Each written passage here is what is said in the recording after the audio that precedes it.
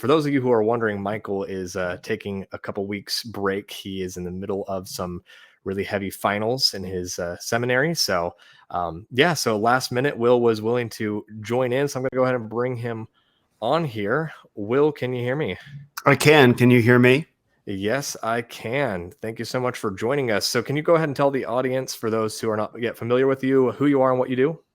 Yeah, I'm the host of the Renaissance of Men podcast, which is documenting the 40-year rebirth of masculinity that's happening around the world, which is now culminating in a global rebirth of Christianity amongst men and women, leading towards a great reconciliation of the sexes and triumphing over feminism and many of the men's movements that are dragging men off the path of actually becoming husbands and fathers and leaders. Awesome. Well, there's a lot there to unpack, and we're definitely going to unpack a lot of that. But I wanted to kind of kick off our conversation with a tweet that you actually put out regarding the Manosphere. So I want to go ahead and just first of all, can you go ahead and give the audience, for those who are maybe not familiar with the term Manosphere, like a little bit of a running definition of what that is? Yeah. So the Manosphere is, it's as the name implied. It applies a sphere. It's an online space of men to get together and discuss different aspects of masculinity. And in the case of the Manosphere, they frame masculinity not as what men are for, but what men do. So men do hard things, men make money, men sleep with women, stuff like that. So men get in shape. This is what a man looks like. This is what a man does. And so the Manosphere is an online virtual space, not any one location, but it kind of grew up in social media between Twitter and YouTube for the most part. Also Reddit and other forums to discuss the sort of things that men do. And it's been around for, I don't know, maybe say 15 years, something like that. It's kind of grown in size and influence over that time, we'll go from there. I guess we'll leave it there. It's grown from size and influence, but it's having some challenges right now, let's put it that way. Yeah, well, we'll talk through those challenges. So you tweeted just a little while ago, you said the Manosphere is dead and the Manosphere killed it. The Renaissance of Men is here for all men and women looking for a better way forward. And with that, you posted a couple of different screenshots of tweets from some of the guys that consider themselves to be very much thought leaders in that space. So one was Rollo Tomasi, which I will say I'm not very familiar with his work. I know that he wrote The Rational Male, but I know that he's been on a lot of different podcasts. He has his own podcast, and he's very much into influencing young men, especially trying to give them advice on how they can be successful. So he just put out this tweet that you had reposted. He said, the quickest path to becoming a high value man. So he said, 1, do not get married. 2, avoid family creation. 3, vasectomy in your 20s. 4, live consistently. 5, eliminate all sedations. 6, learn game and networking. 7, play to your strengths, build wealth. 8, resist easing up on your focus. So Will, I kind of want to just tackle this with you kind of point by point real quick here about why you think this is contributing to the death of the Manosphere. So the first one, do not get married. Let's start there. Well, actually, I want to take a step back from there and say the problem of the tweet itself comes with the notion of high value man. Like the whole framing of, first of all, what does it mean to be a high value man? And I think what the implication within the tweet is that your value as a man must be established materially by your money, and by your status. And that's fundamentally a godless materialist way of looking at a man's value, because our value is not established by our bank account, or how many abs we have, our visible abs. Our value is established by God. And unless you root your value as a man there, then everything crumbles from there. And you can see the results of this godless worldview in his prescriptions for men after that. So the problem is yes with the individual, I think 7 things, but the problem begins at the very foundations of what he's talking about with evaluating men's value. So and everything building from that just ends up being an evolving disaster. But now we can start getting into the individual points. Yeah, absolutely. Well, that's great. That's a great foundation to start with because you are correct with that. Yeah. So that first point is do not get married. So let's go ahead and start there. Yeah, so do not, becoming a high value man. So what he's essentially saying is the quickest path to becoming a man worth a lot of money is not to get married. Now, Mm, I'm not mhm, sure what the statistics say, but I'm pretty sure they say that men who get married actually end up earning more than men who don't. Because absolutely. the process of being responsible for a family, growing a family, providing resources creates a drive that singledom just can't. That just can't. So, if you want to build wealth, don't get married. Like the tragedy, again, it's reflected in the worldview. It's just like make a lot of money. Congratulations, you're a high value man because you made a lot of money. It's like, is there nothing else? Is there nothing else to us? Is there nothing else to us but the size of our bank account? And if you think that, then yeah, okay, yeah, don't get married because wife and kids are expensive. But if you're looking at a wife and kids, if you're looking at women in terms of like a family, in terms of its financial cost to you, you are no better than a liberal. I was Mm, just listening to Aaron Renn, and respectfully, Aaron Renn, I have great appreciation for his work. I think he's wrong about a lot of things in what he said, and mm, maybe someday he and I will get a chance to talk about that. But I lived in San Francisco for 15 years. I lived in the Bay Area for 20 years. There, and he mentioned, I think he mentioned that in San Francisco, people have more dogs than kids. The reason why that's the case is because a lot of liberals look at family creation and say it's so expensive. I want to be a dink. I don't know if you know that term, dual income, no dual income, kids. no kids. Yep. Yeah, exactly. Why? Well, they don't want to have a constraints on their free time, but in the actual conversation with liberals who live in these cities, like, oh, it's so expensive to have kids. And so in the same way, you have Rollo Tomasi saying, if you want to make a lot of money, don't have kids, evaluating the love of a family purely in material terms. So right off the bat, like, the gun goes off at the starting line of the race of this tweet and he falls flat on his face. Yeah, absolutely. Something I didn't get to talk about with Aaron is the fact that San Francisco has an entire department just dedicated to cleaning up feces on on the Yeah. sidewalk, and there's a Yeah. map that you can look up to see where the most recent feces dump has been laid. So that's obviously a bunny trail that we can't chase, but Yeah. Well, who says? No, yeah, I yeah. say Well, I'm the host. the rest of the podcast will be all dedicated to San Yeah. Francisco. So, Yeah, so exactly. number two here, avoid family creation. So obviously this is of a similar vein, but if there's anything that you want to expand upon, feel free. Yeah, I mean, so avoid family creation. So, um, why is avoid family creation separate from do not get married? Why are those two separate things? Mm, Right? Shouldn't you only be creating a family when you're married? What he's trying to say is don't get a woman pregnant is what he's saying. Avoid. He's trying not to. He's trying to frame it in some sort of values based kind of way, but avoid family creation. He's saying like don't get chicks pregnant because like if you're not getting married, if you follow step one, you're not married. So what are you doing to create a family if you're not married? That's accidental. You're getting a girl pregnant, is what he's saying there. And so you can see immediately we go into like, yep. well, don't And get if there's married. any doubt, he jumps right off the cliff with number three.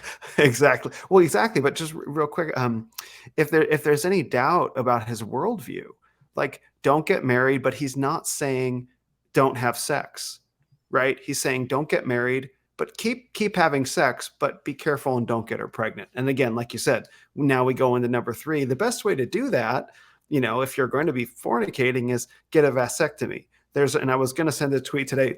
By the way, it's really funny.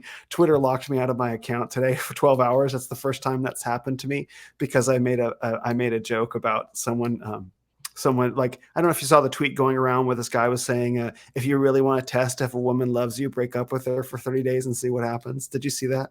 I did not. Oh yeah. So this tweet went, all these manosphere dudes are just like they have to get more and more extreme in order to get traction because their worldview is so bankrupt. But this guy said, his name is Eric Weiss, I think. He said, if you really want to test whether she's the one and a woman loves you, break up with her for 30 days and see what happens.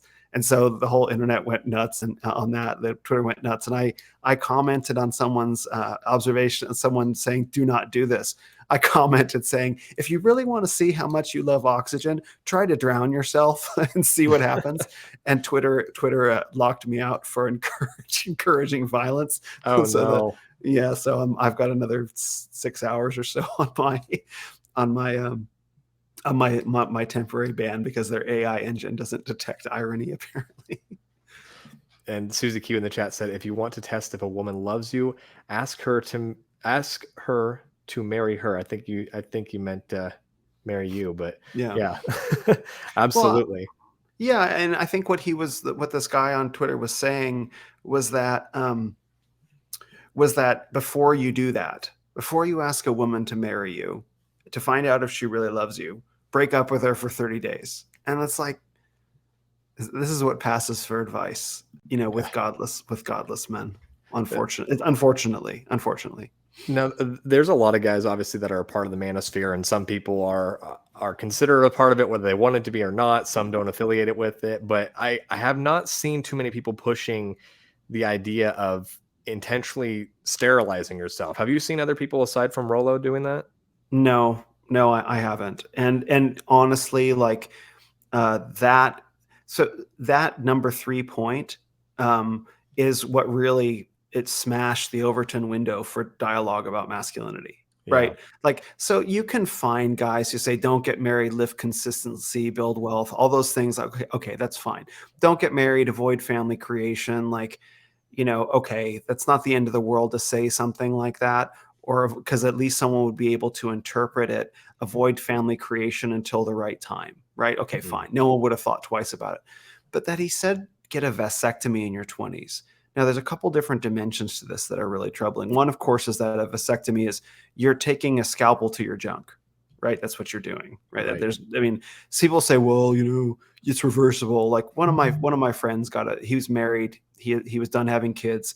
He got a vasectomy and he had serious side effects for like 2 to 3 months. He was really scared for a while about what was going to happen. So this is not a consequence-free procedure. It's also not the data on reversing it is also not good, right? And then you have to take a scalpel to your junk again to get it reversed. So like, even if you're proposing this as a valuable solution, like, don't get married, avoid family creation, take a scalpel to your junk twice. Like, come on.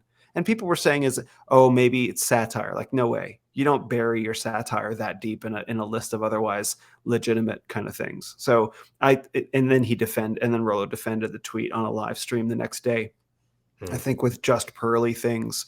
I don't know if that video ended up going up. A friend was watching it and said it turned into a disaster. So I don't know if that interview ever came out, but it wasn't satire. And again, you see the bankruptcy of the godless ideology of the Manosphere, which is like, don't get married, avoid family creation, don't get a girl pregnant, but still have sex, have lots of sex in the best way that you can have lots of consequence-free sex, and still an enjoyable consequence-free sex, let's say, is through getting a vasectomy, right? Because because that's the thing about the Manosphere that isn't really well understood, is that the Manosphere came out of the pickup artist era, which was the late 90s and the early 2000s. So you had all these men going into nightclubs, bars and nightclubs, running game on girls and having one-night stands. And they found all this information about women that stood in contrast to the feminist dogma in the mainstream media. It was out of that era that the Manosphere grew out of that era. Pure promiscuity, fornication, exploitation of their own bodies and of women's bodies. That was the ground that the Manosphere sprang out of. Undeniably so. And this is when I talk about the Renaissance of men, this is something that I've been studying for the past 5 or 10 years, just to understand how we got to this moment. And so that's where the Manosphere comes from. So you can see that the way that the ideology carries forward, like, oh yeah, no, continue having lots of sex, consequence-free sex. Don't give that up. That's how you be a high-value man. And you see they see the logical extremes that it goes to, because the pickup artist era would say, always control the birth, is what they said. That was their guideline, which is like, don't let a woman saying that she's on the pill, don't take her word for it. right? You make sure that you're the one responsible for using protection and don't trust her. So if you want to have lots of quote unquote consequence-free sex, no such thing, consequence-free sex with women while you're attempting to be a high value man, if your concern is pregnancy, get a vasectomy, right? And so again, and we'll talk about why I said this means the manosphere is dead. It's like the level of absurdity, the level of pure, godless, inhuman absurdity. And like we're on point number 3. We've already revealed the flaws between the thinking of what it means to be a high value man, the materialist conception of a family. Don't get girls pregnant, but have lots of sex and castrate yourself. Like, right. That's why that tweet exploded. Matt Walsh retweeted it. Ben Shapiro retweeted it. It's all the kind of bad publicity. People say there's no such thing as bad publicity. There is. I disagree. I disagree. Yeah, exactly. Michaela in the chat said, this is not satire. This is his playbook, and it's creepy. Yeah. And then Suzy Q said, that's not being a man. That's childish behavior. So 2 women in the chat, both don't agree with this. So I can't say I'm surprised by that. Now, the other points, I'll pull it back up here. The other points are a little bit more, a little bit less controversial, but I would say it really boils down to the definition, like live consistently. My immediate thought is, what does consistently mean to you? Is it to the point where you are shelving all your other responsibility, or is that something where, you just mean to be consistent, having like a morning workout routine, something that's healthy? Same with eliminate all sedations. I would say that really depends upon what you're going to define, what that definition looks like to you, as well as game and networking. There's maybe a healthy way of having some healthy game as a young single man looking for a good godly woman, as well as playing to your strengths, build wealth, resist, easing up on your focus. Like those are fine goals depending upon how you define them. But ultimately, the worldview that we've already flushed out from the beginning of the first 3 points really sets the stage for why those remaining points are obviously not being viewed in a healthy lens already. Right. Yeah. I mean, look, live consistency, eliminate all sedations, learn. Like if you just posted 4 through 8, no one would have cared. We've been hearing, and men say those things, and there's a healthy way to approach those things and an unhealthy way to approach those things. But again, what's missing from this? Any amount of moral cultivation, any amount of spiritual cultivation. No, go to church or read great literature, learn an art, play a team sport, right? There's nothing in here to present a well-rounded image of a man at all. In fact, it's all about make money and build wealth. Build and build your network, right? Your network is your net worth. So build money and build a network and get in shape. It's purely materialist. There's no conception of, yes, I just saw in the chat, what's missing is a person's soul. There's no notion of a man's soul in here. And so you can see that showing up in the first 3.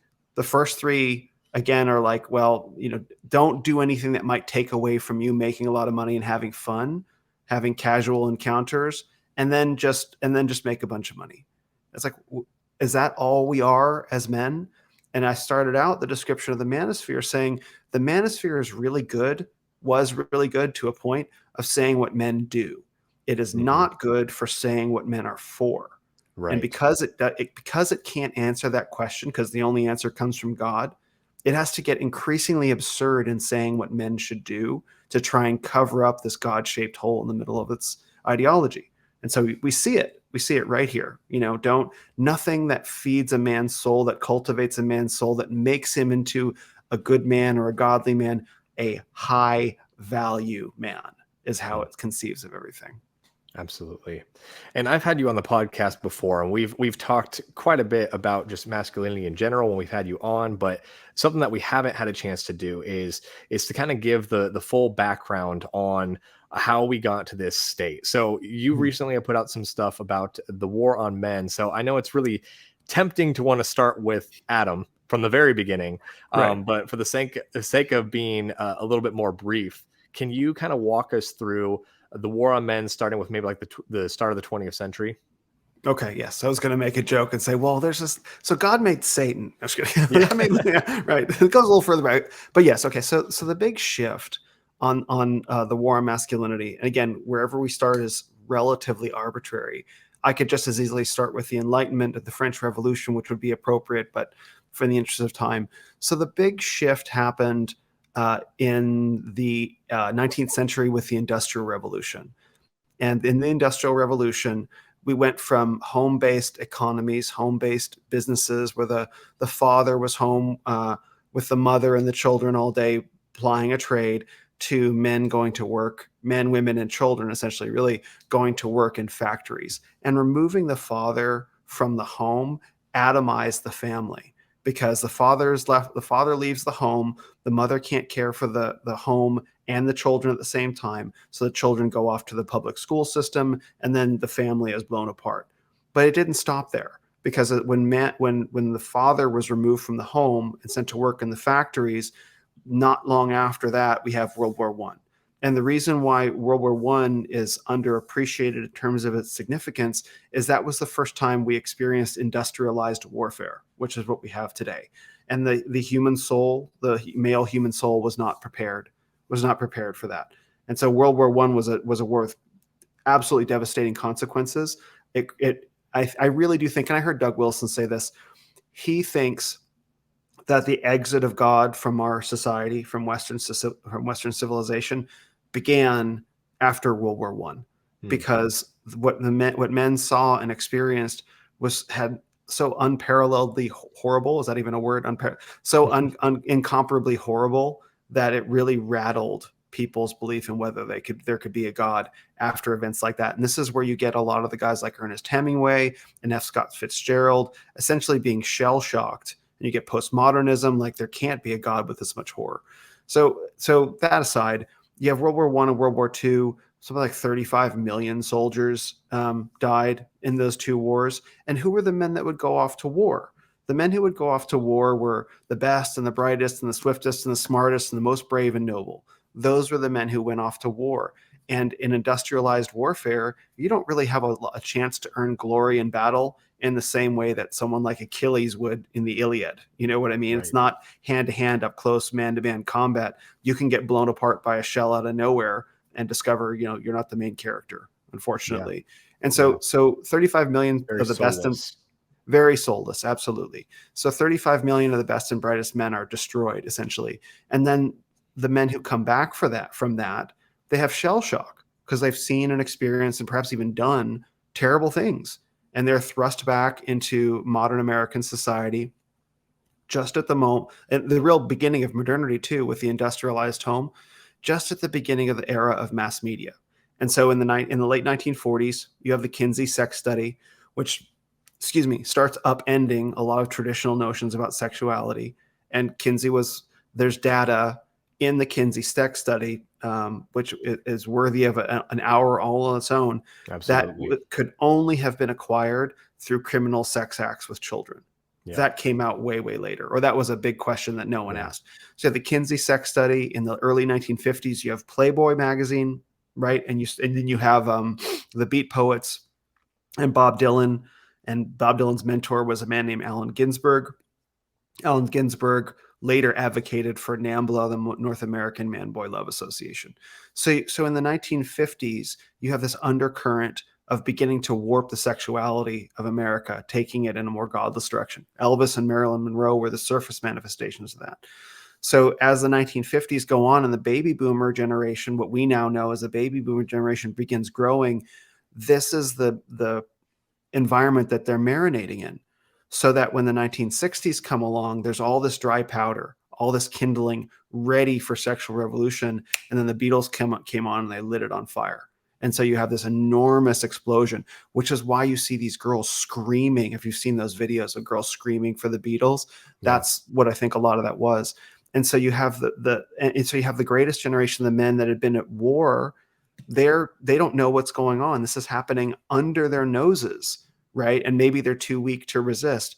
And so the baby boomer generation in Vietnam, et cetera, kicks everything in the cultural sense into high gear. And then it evolves and essentially metastasizes from there. As the baby boomers grow up, there's no cultural force with enough power to push back on the sexual revolution. Feminist theology takes over. Feminist theology is that women have been oppressed throughout all of history and women need to be liberated. And it's like it touches on the guilt and shame that live in all of us. Like, oh, maybe that's true. So maybe we should let women lead. Maybe they are victims. Okay. And feminist theology just essentially says that we should all bow the knee to women instead of to God and his word. Right. And that took hold in America and many American Christians. And fast forward the clock 50 years, what do you see? You see a feminacy and feminism throughout the church, throughout Christian men, because of the weakened generations of fathers in the first half of the 20th century. So we are the inheritors of that legacy, and the church is today. And so the attempt is going to be to wind back the clock, but not to the 1950s. I was just at a conference this weekend, the Traditional Fatherhood Intensive with C.R. Wiley, Nate Spearing, and Rory Groves, and great guys. That was in Washington, and we were talking. I think it was me and Rory Groves. It's like, we're not winding back the clock to the 1950s. We're going back to the 1850s or the 1550s or the 5050s. You know what I mean? Where it's like, we're going back to the notion of the productive household, not where work is the domain of the father, where he goes off to the factory and the mother's at home just tending the house. Men and women being together, learning, of applying a trade, starting a home-based business. That's how we are designed to be made. And that was beginning to be lost in the Industrial Revolution. And so now here we are 150 years later. Yeah. Yeah. Wow. Yeah. And there's so much there to unpack. Everything from the Beatles, I would really say that they were the first kind of model that became the boy band. And we saw that replicated over and over again. So that's kind of theme continued on. Everything about the world wars and just the fact that that generation got lost. Something too that I think was a big factor is the introduction of like no fault divorce, for example. As well as another thing I've heard you talk about in some of your material is the dad clown kind of character that starts cropping up into culture as well, with the Homer Simpsons and just about every major sitcom that you can think of in kind of the 80s, 90s that was popularized. The dad's always the doofus. So I do find that interesting. And you mentioned how the church has become very effeminate. So that's something you and I have even talked about on Twitter back and forth before, is the idea that we observed that you are more of a new believer. You've been a believer for, I believe, like about 3 years now? Coming up, less than 3 years, yeah. And something that you and I had talked about on Twitter back and forth is the idea that I was raised in the church, and you and I observed how so many new believers tend to be the most vocal about kind of the craziness going on in the world. And I really think a lot of that has to do with when you are raised in the church, that idea of niceness is so drilled into you that to be confrontational is to be hurting your witness, and to be essentially sinning is oftentimes how whether the church outright says it or not is another thing, but that's definitely the culture that has been created in a lot of the modern evangelical American churches. So I don't know if you wanted to speak to that for a moment, why you think that is. Which part? Just the idea that if you've been raised in the church, maybe that is your natural tendency, is to maybe be less confrontational, not necessarily be vocal about the craziness happening. Yeah, I mean, the way that I see it is that Christian men and women get 3 doses of something that secular people only get 2 of. So a Christian man or woman is under the submission and influence of 3 different sources of cultural information. One is culture itself; you still live in the world. The second is your father, your human father, and the third is your pastor. So if effeminacy has crept into culture, which it has, if it's crept into many men's families, which it has, and it creeps into the church, which it has, Christian men and women who grow up in the church are going to get 3 doses of that, versus people who aren't in the church will only get 2. So what that does is it creates a more powerful impact, right? Because and also there's the component of like, this pastor, there's a spiritual father component, and I don't want to do anything to go against my spiritual father. So you get 3 doses, and then it's like, whoa, I don't want to rock the boat within my church because there's commandments against that. There's, well, not commandments necessarily, but God hates those who sow discord among the brothers, right? So that's like 3 layers of shells holding people in, and it's a real problem. However, I think it's possible that there were questions that the evangelical church uh, wasn't willing to ask. I mean, Doug Wilson talks about all this, right? Why was he asking the questions for 40 years that are now just beginning to be asked now? And so I regard it as a near catastrophic failure of pastors, because really, I go to Apologia in Mesa, Arizona with Jeff Durbin and James White. Very strong emphasis on apologetics. Yeah. Hence the name. Like, my church is the church that shows up at abortion clinics like 5 days a week. We're out, or at strip clubs, and at the Mormon temple, and at public events in in Arizona State University. Like, it's very strong apologetically going out and preaching the word into culture. That's part of the church. And that's what we're called to do. Go and disciple the nations. And somewhere, I don't understand where, in probably the second half of the 20th century, that spirit got lost. And I think there's probably way too many threads to unwind. But yes, there is a component, I think, of Christian men and women learning to be less nice. Learning how to thread that needle between being mean or aggressive or imbuing your witness with something personal, because we care, like, anger. We don't want our personal anger to flood into our passion for the word, and that's hard, and that has to be trained. But I think it's necessary for the church to begin getting there, and I think the church, in many ways, because it was affected with effeminacy, because it bought into the feminist theology, because there was no one there saying this is what's going on, you have to be careful, or those voices were silenced, or they were bought off, or scandals. I don't yet know. It's really it's a real challenge the church will have to. It's a real challenge the church will have to face. But here's the good news. The good news is, if you get 3 doses of poison and other people get 2, you also get 3 doses of medicine and other people will get 2. And so the strength that Christian men and women can find by finding strong, devout, faithful, masculine, we might say patriarchal churches, and taking and having you can't remake who your dad was, but by being in strong masculine environments and taking in strong masculine content, the strength that comes from the inside out with the power of the gospel is unmatched by anyone else in culture.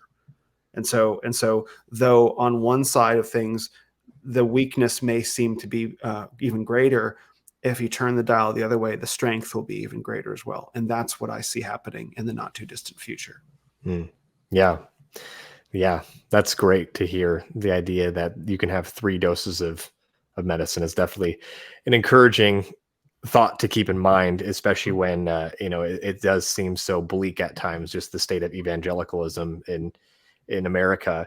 Now, I'm sure there's going to be some people within the church that are going to be watching this that maybe want to have a better understanding as to why the Manosphere pulls Christian men into their space as opposed to towards the church. And I think you've done a pretty good job of elaborating on that with your idea of the Renaissance of men. So can you maybe start from the beginning of the Renaissance and kind of walk us through kind of how the Renaissance began, the stages of it, and where it kind of is in current day? Sure. So the Manosphere draws men in for the same reason that the New Age draws people in. And that's what I spent 20 years in the New Age before coming to Christ. So what the Manosphere offers is like what the New Age offers, counterfeit versions of the real thing. So the reason why the Manosphere has appeal, and I think Aaron Wrenn talked about this a little bit at the start of the interview, is people are drawn to Jordan Peterson or Joe Rogan or whoever, because they're not because they're made in the image of God, men that are made in the image of God, a masculine God who reveals himself as Father, and they're not finding that masculinity in the church. So they go looking for wherever it's available. In the same way, in the New Age, people are wired to seek inner healing and transformation and information about we might say the spiritual side of life, right? They're wired to seek that. They're wired to seek God, and they're not finding that given to them, particularly with holistic healing practices. They're not finding that in the church either. So they go to the people who are offering it, but there's a whole worldview tagged onto it.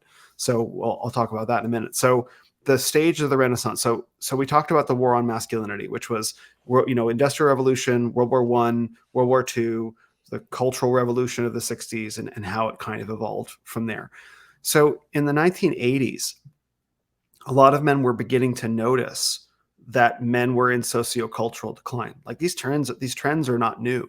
Men were feeling a sense of purposelessness, aimlessness, even back then. And there's other reasons for that as well, because America had transitioned from a producer to a consumer economy also. But men were trying to figure out in the 1980s, what's going on with men? Why are they so listless? And so this poet and author by the name of Robert Bly ran around the country doing a tour, essentially looking to Jungian psychology and indigenous forms of Native American spirituality and tribal belongings to try and resuscitate the spirit of men. He did it in a really good spirit, and it really caught on. He was not a Christian man, but he was really doing it with a positive desire to help and to heal. And so that caught fire. And his tour was called The Gathering of Men, and it was documented in a video with the famous interviewer named Bill Moyers, who's, I think he's still alive today. So that documentary, 45 minutes, exploded. Like it was shipped. It was a VHS tape that was shipped through the mail. And finally men were seeing, this guy's talking about what it means to be a man. Something's going on. And it just exploded and went crazy. And that started what was called the mythopoetic men's movement. So myths and poetry sort of re-inspiring the male spirit. So there was a magazine called Wingspan. Again, this was printed and shipped through the mail. There were gatherings, in forests, initiations, things like that, which were really, really popular. That got viciously shamed out of existence. That became very popular and started spawning best-selling books, which brought it to the attention of the mainstream media like the New York Times, and it got viciously shamed out of existence. It was called narcissism, everything. And I actually have a friend, my friend Glenn, was a part of that time, and the author Douglas Gillette, who wrote the very famous book King, Warrior, Magician, Lover. Iron John and King, Warrior, Magician, Lover are the two biggest books of that era. And Douglas Gillette said that, they didn't realize that they were doing anything wrong. They were just talking about these things, and then the New York Times landed on them, and all these men scattered, right? And they split. And so the mythopoetic men's movement kind of died. And it never quite achieved the same cultural status that it had after that point. It was viciously put down.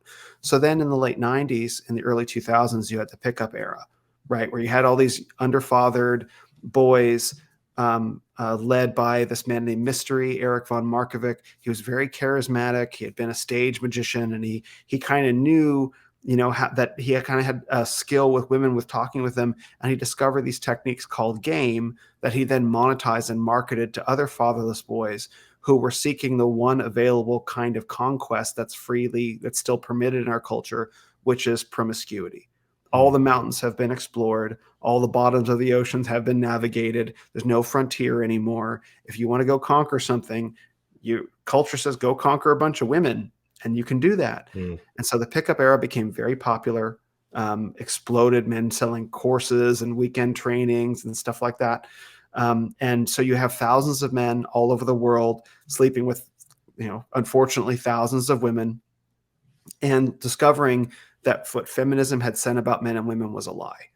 That doctrine, the pickup artist era fell apart because all of the men were ultimately not good men, right? They couldn't hold relationships or anything together. So the pickup artist era ended as it kind of fizzled out. I mean, you can still see remnants of it are available today, but then it transitioned into the Manosphere, which is like you have all these guys faking being high value men, doing stage performances at bars and stuff. What if we become high value men again in a purely materialistic sense? So that became very, very popular for the past 15 years, because now they're actually talking about how a man, shows up in the world.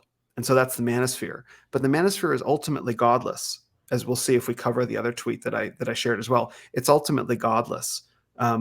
And then once COVID started coming around, men started recognizing they needed to get sovereign from the systems of economic protection, and that naturally led into Christianity.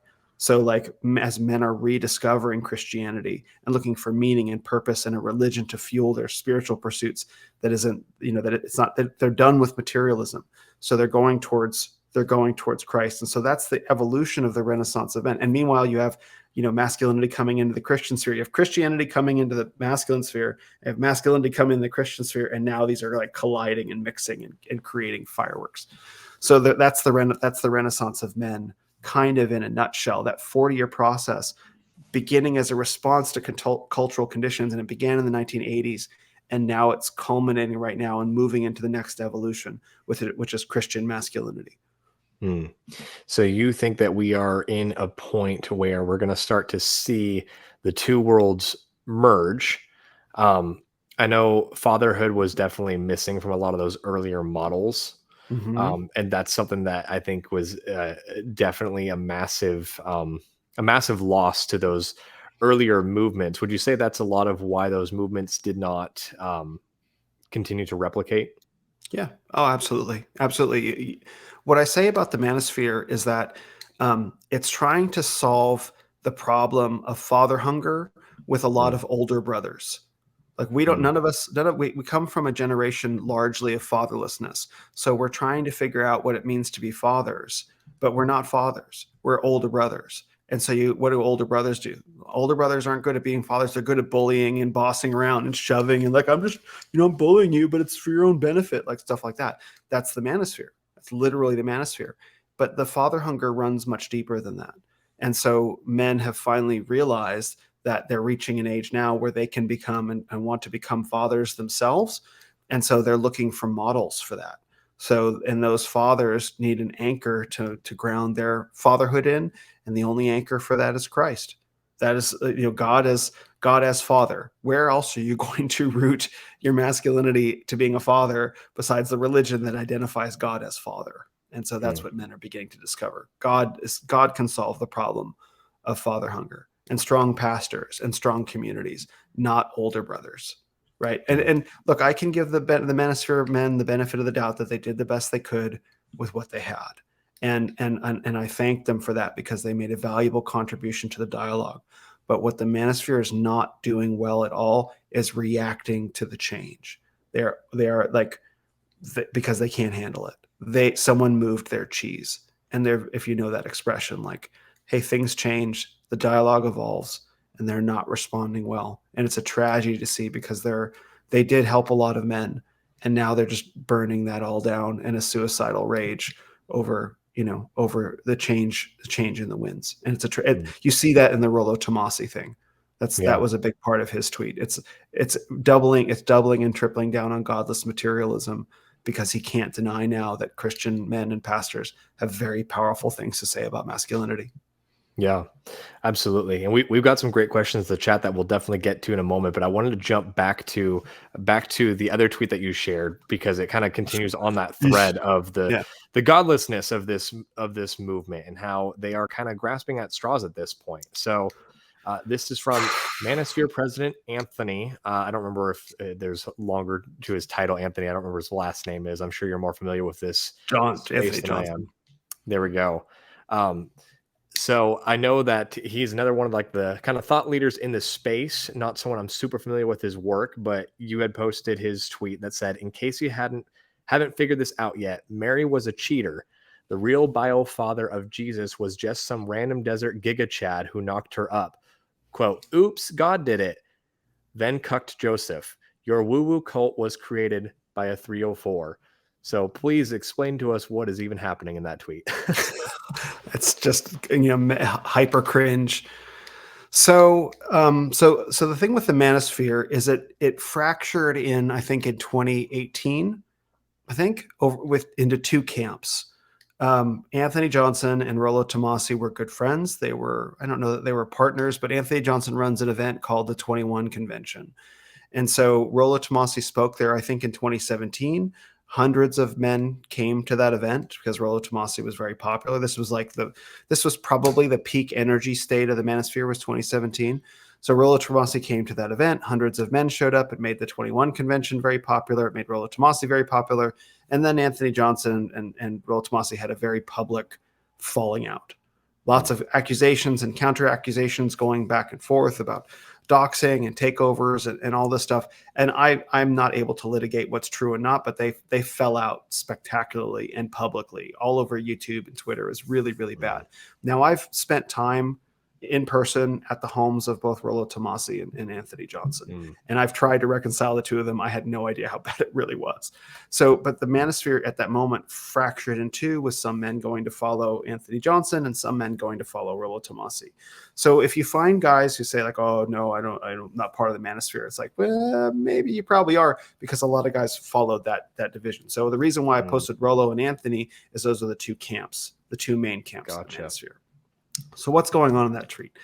Anthony is avowedly anti-Christian. It's not just he's an atheist, because there are some atheists that are like, yeah, I'm not down with that whole Christianity thing, but you guys do you. No, he's avowedly anti-Christian. And he has done many, many tweets on this subject. He's objectivist, and he follows Ayn Rand, rational egoism, as I think is her thing, which is like, hey, if you get yours and I get mine, we can be friends. That's the whole idea behind that. So Anthony, in his hatred for Christianity, and it is hatred, posts things like that, which essentially is denying the divinity of Christ at a minimum, and essentially calling 304 means whore, HOE, Mary was a whore, woo-woo cult, all that stuff. Like, it's basically slandering Christianity at the most blasphemous and really cringe level. Like, to read that is like, oh, why would you say that? Why would you even say that? So, and it's out of a bitter root many are defiled, and so that's kind of what you're seeing. And so what's kind of baffling to me is that there have been in the past, I don't know if there will be in October of this year, but there have been in the past many devout, very avowedly Christian men who speak at Anthony's conference, including myself. I spoke there in 2021, and then I was spontaneously banished about a year ago out of nowhere. And so he's been attacking me, but I still to this day don't know why I've been banished. He never told me. He never replied to my tweets or emails. Whatever, that's fine. I really don't mind being banished from the Manosphere at this point. Like, thanks for doing me a favor. I appreciate it.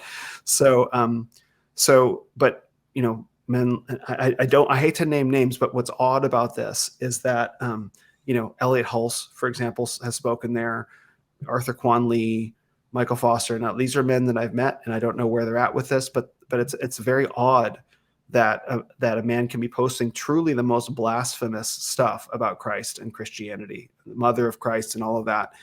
And where are you guys on that?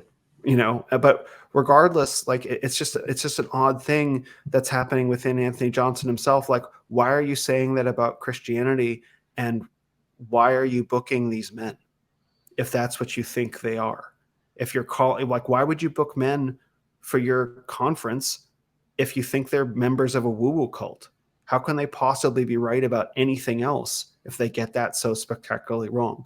So there's a conflict, within Anthony about this, and I pray for him.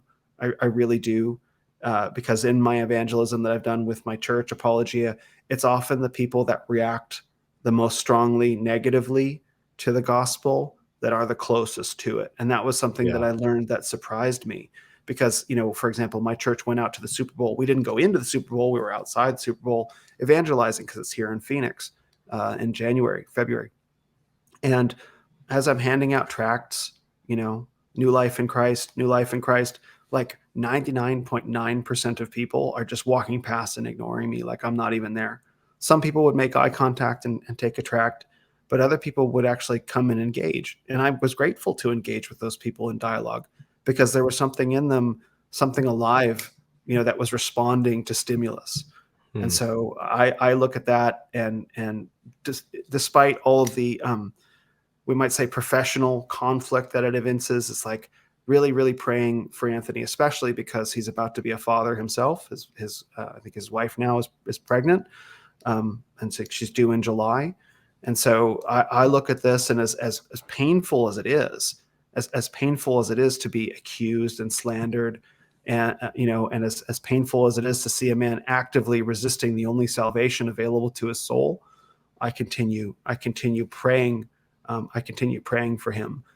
And at the same time, in the dialogue of masculinity, this ongoing, like, what does it mean to be a man that we've been doing for the past 40 years? The answer is Christ. There is no answer outside of Christ and Christianity. And so as the dialogue is beginning to shift and evolve into this new state that truly can lead the charge against feminist theology and femininity and culture, this is where the armor of God is. The resisting of that in the dialogue is very painful and grinding of gears to watch. It will ultimately end. And I pray not in as spectacular a way as it possibly can, but this is happening. And so we're witnessing this grinding as the dialogue shifts over into a new phase, this resistance of the truth, which is what happens with the gospel. People resist the truth, but the truth will not be stopped or thwarted. Yeah. Yeah. And that's ultimately going to lead to what you refer to as the Great Reconciliation. So before we jump into the comments to answer some of those questions, talk to us a little bit about what the Great Reconciliation is. So the Great Reconciliation is, I discovered what I started creating content for the Renaissance of Men in September 2020, right? Just after I got baptized, believe it or not, October. And it wasn't long. I started on Instagram, and it wasn't long after I started on Instagram that I discovered that there were women talking about content for femininity at the same time, dozens of them, and they were hugely popular and successful. I was surprised, and I got to thinking about, like, well, what could have caused that? Like, where did that come from? And I realized that the more male content creators came in, the more female content creators came in, and they sort of began to develop the synergy. And this dialogue started taking place on Instagram. And I got to thinking, like, well, I wonder if there's some spiritual connection between what's happening with men and what's happening with women.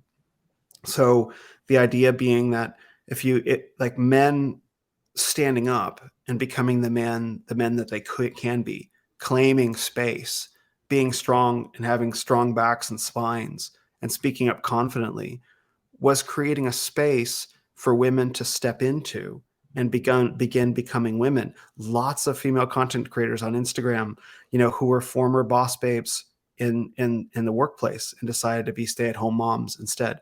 That's a huge phenomenon. It's not really happening on Twitter. It's very much on Instagram. Dozens of accounts again. And so I started thinking, like, well, if you run, let's run out the numbers on this. If you create a renaissance of men, where men are rediscovering what it means to be men, and that feeds into and creates a renaissance of women, and then the renaissance of women feeds back into the renaissance of men, because if you're going to be a good man and you're going to find a good woman, you're going to work even harder to be a good man. There's nothing that motivates a man more than a good woman to really achieve and succeed. So you begin getting this virtuous cycle. Well, what does that look like on a societal level? I called it the Great Reconciliation. Men and women coming back together, rediscovering themselves and each other and the household, and what it means to be in loving, productive union. I call that the Great Reconciliation. And that's ultimately where I believe all this is going. And that's why I promote or talk about the Renaissance of Men. The Renaissance of Men isn't me. It's hard to communicate so much in like a few words on Twitter. The Renaissance of Men is a 40-year process that's been happening, and it's culminating right now with the reconciliation of the sexes. And why I love the Renaissance of Men as an idea so much is that it puts forth a vision for what men and women can be together. It's expressing, like, we as men and women can have this. It's not about women being empowered like feminism says, and it's not about men being empowered over women like the Manosphere says. It's a vision for us coming together that is ultimately rooted in Scripture and the Bible, where true fulfillment is found. And so that is the direction the Renaissance of men is going, and the Renaissance of women is going towards the great reconciliation. And I find this speaks to people's hearts when I tell them that, because God placed that longing in us. Yeah, absolutely. Susie Q in the chat said, it's amazing how men being men creates room for women to be women. Mm-hmm. Yeah. And then one of the questions that we got earlier, you actually kind of began to answer. Michaela in the chat said, as a Christian, or excuse me, no, that's not the one I was thinking of. It's this one here. Will, have you noticed a shift in some of our culture that is trying to get back to what we lost, etc.? Trad wife. Yeah, I have, and I think ultimately the reason why I don't like the word trad, I mean, it's how things work. We tend to shorten things and whatever, but I think trad is limited in its scope, because if you're acting out traditional roles, you're acting. It's not real. You still have an unregenerate interior, right? So like, well, I want to be a trad wife, so I'm going to put on the sundress and run through the field, and now I'm a trad wife, and with my Chad boyfriend with the yes face, you know what I mean? Like, you're acting out a role. But regeneration in Christ and being under God's commandments to men and women creates a true transformation in the inner individual, where it's like, I'm not being trad. I'm not adapting it as a LARP. Like, this is who and what I am. This is who and what we are designed to be. This is what we can be. So insofar as someone truly desires that in their heart and repents and recognizes that the way that we have been living as a society that we inherited is godless and ungodly, and goes through the regeneration process of wanting to live in a truly godly way for the right reason, for the glory of God, I don't think that's trad. Anything short of that, they're different, can be, I'll have to think through this, but there's a LARPing component, like, oh, modernity has failed, so I'm going to LARP the trad life. It's like, well, maybe some people can be very sincere about it. Maybe some people can be very sincere and not approach it from a Christian foundation.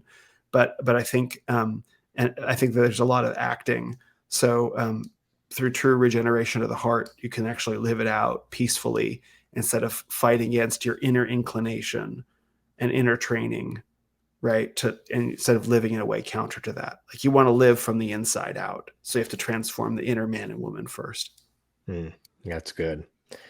And Michaela in the chat also said, as a Christian woman, what role do I play in helping the church grow in masculinity? Is this role a silent role?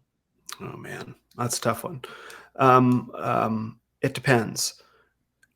It depends on the stance of your pastor towards masculinity. But I can tell you, okay, if I expand the question a little bit out of what role can I play in my church, I would say I recommend the book The Queen's Code by Alison Armstrong. Now, Alison Armstrong is a friend of mine. If you go to my YouTube channel /@RenOfMen, you can see the recent interview that I did with her. Now, Alison's not a Christian woman, and the book is not written from a Christian perspective, but there's so much good stuff that's very good and true. And there's nothing in there that is radically anti-Christian. Like, a couple of the girls meet in a yoga class, no big deal. I think there's some light swearing, like maybe the S word, you know what I mean? And there is a scene of premarital, not a scene. It's like a moment of premarital sex, but it's on the way to them getting married, and it serves a very essential function in the story. It's not just like telling people to casually jump into bed with each other. But that's like cumulatively like 3 pages out of 300 of really deep, heart-centric teaching for women about how to properly relate to men. It transforms women's lives and men's lives. I read it. I was like, oh, wow, I understand myself to a whole new degree. So if you want to help bring about masculinity in the church, the best thing to do is transform your relationship to men and masculinity. The best resource that I can recommend for that is The Queen's Code by Alison Armstrong.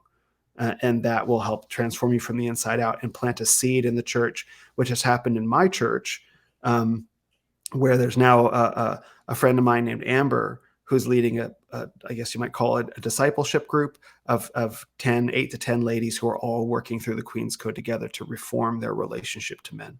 So I might recommend that as a bottom-up solution instead of like top down, because top down is like probably out of our pay grade.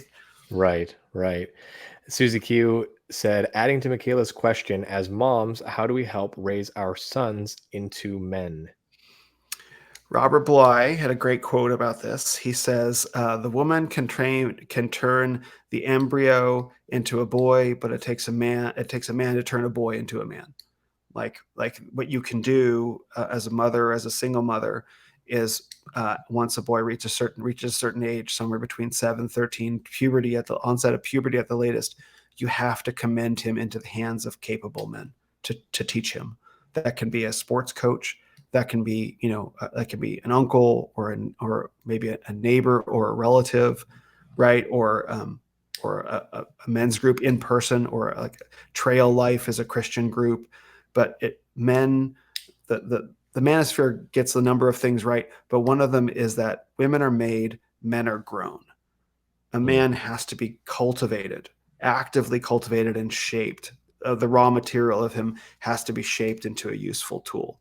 A woman is like the forge and anvil, right? Is the name. One of the most popular metaphors for a man is being forged. And what do you do when you forge something? Well, one of the methods is you take a piece of metal, you stick it into a furnace and get it really hot, and then you hit it really hard, right? That's the forging process. That's what is done to men.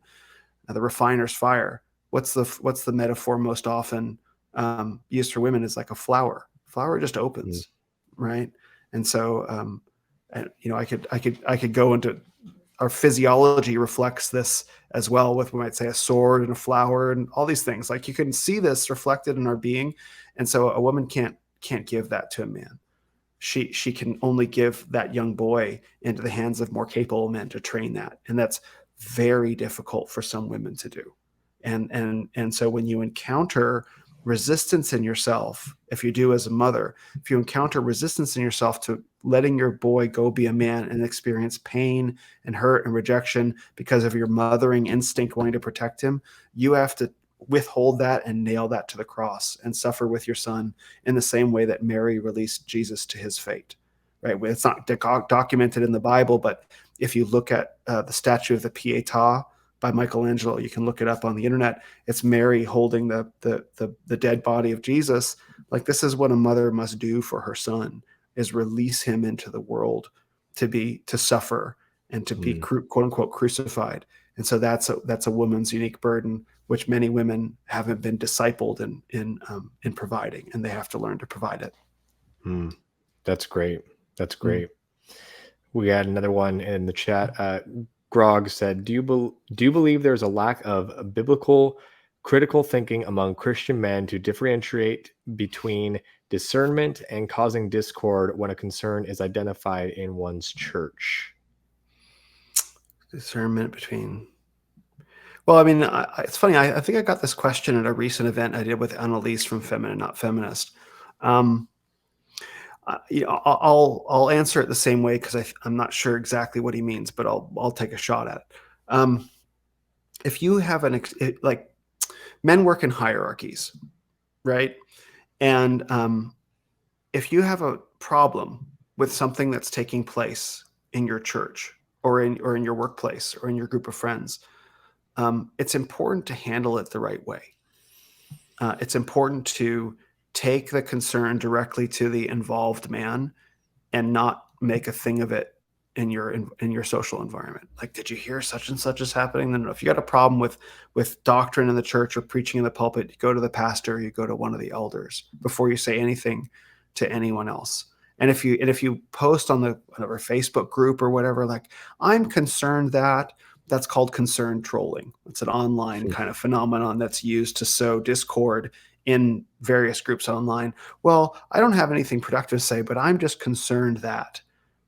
Look, if you are concerned, genuinely concerned about something, go and take it directly to the person, and don't talk about it online. Don't whisper it. That's gossip.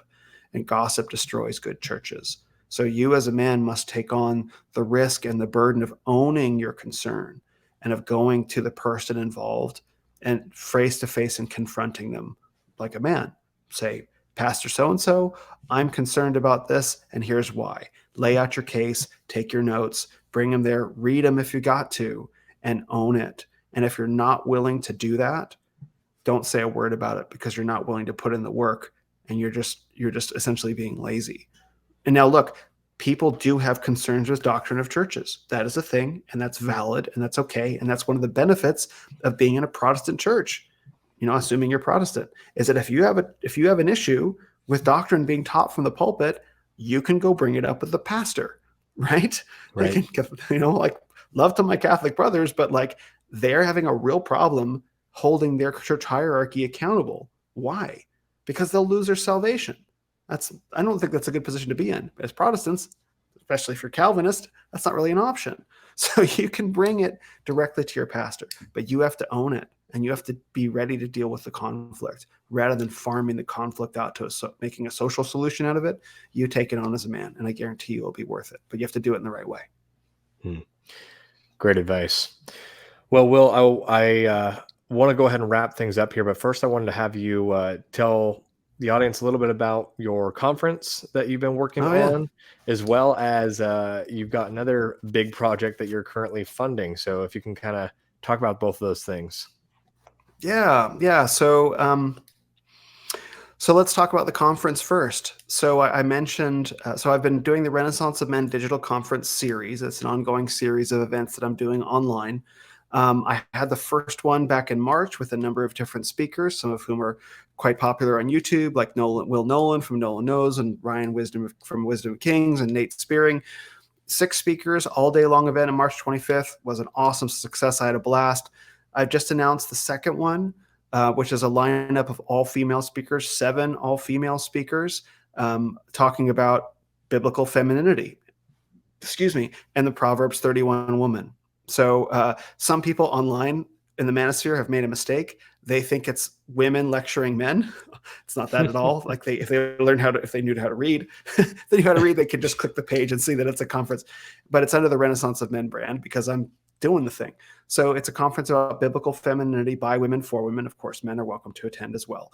And I'm very, very excited about this event. It features 7 hugely successful creators, including Allison Armstrong, who I mentioned. She's going to be joining me for a 45-minute discussion of one of the Proverb 31 virtues, which is wisdom. And Allison Armstrong has been doing this for 35 years and travels around the world. You have Annalise, Feminine Not Feminist, 180,000 followers on Instagram. Dear Sister, Soli Oli, Bernadine Bluntly, Martine DeLuna, and Issa Ryan. So these are all very popular creators on Instagram, especially. So we're going to be doing a full day thing about biblical femininity for women, and I'm very excited. The ticket sales for that are pretty crazy already. So you can find out information about that by going to renofmen.com/conference. And if you enter the code renofmen, you can take $5 off. And that'll be all day on Saturday, June 3rd, from 9 a.m. Pacific to 5:30 p.m. Pacific. 7 talks, and 2 panels. So panel discussions as well. It's going to be a really full day, and I'm excited about it. And the reason why I'm doing it is because there's something very special happening with women exploring femininity. And women are so good at networking, and so good at communicating, and so good at community, that I really believe that if women can just see that other women are doing this and pointing the way towards it, it will bring so many women along, because I think they need to see it modeled. Like, we're trying to do something that's so alien to our mothers and our grandmothers, but we feel it in our hearts. We don't hate men. We want to love men, but we don't know how. We don't know what it looks like. And so here are 7 creators of women that are so excellent at that, who inspire me. And so I really hope that men and women will join us. So you can go to renofmen.com/conference to buy tickets for that. And then the other, yes, Michaela, it will be live. It's from 9, and then it will be recorded as well and posted later. So the other project I'm working on is a documentary series called The Renaissance of Men. I've been working on this for 3 years. It's what I've been doing behind the scenes as I've been building the Renaissance. So I've had my podcast and my content creation, my men's coaching. Behind the scenes, I've been producing a multi-part documentary series. And I did in 2021, I did a 110-day road trip across the U.S., 14,000 miles, and conducted 25 interviews of all these major leaders of the Renaissance, trying to document this phenomenon. And recently, my podcast guest, Chase, also known as Sovereign Bra, who's been very popular from his appearances on the Whatever podcast, he asked me on a podcast that we did about it. And so I just sent it and said, okay, let's talk about it publicly. So I'm making this information public now.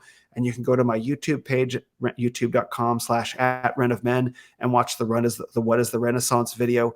And you can learn much more about the war on masculinity, which I talked about during this podcast, about the Renaissance of Men and Great Reconciliation. And you can see some of the footage that I recorded and get a much more in-depth view of this. And of course, I have tons more information that I could share about all of this, but the video will give a good overview of where I believe we're at as a civilization. We're just on the cusp of something very, very special. It can be very hard to see, but you can look within yourself and within the hearts of men and women, and you can see it taking shape. And so that is a big part of my faith. It's not my story. This is God's story. I didn't make this up. I saw it happening and I gave it a name and decided that I wanted to go tell people about it. And so you can learn about everything that I've been working towards by watching that video at youtube.com/@renofmen. Awesome. Well, thanks so much, Will. It's always great having you on. Anything else that you want to shout out before we wrap up? I just want to thank you for having me on. I've really enjoyed all our conversations. I enjoy listening to your live streams as well. And I appreciate you giving me the opportunity to share some of these things. And I just want to say thanks to all the viewers as well who are watching and listening and for their insightful comments. I believe it's discussions like this and opportunities like this that we can really plant a seed in men and women's hearts about a better future that's happening for all of us if we just have the courage to see it through. So thank you for giving me this opportunity. Amen. Always glad having you. Well, thank you everyone for listening. We've been Forge and Anvil, and we will see you next time.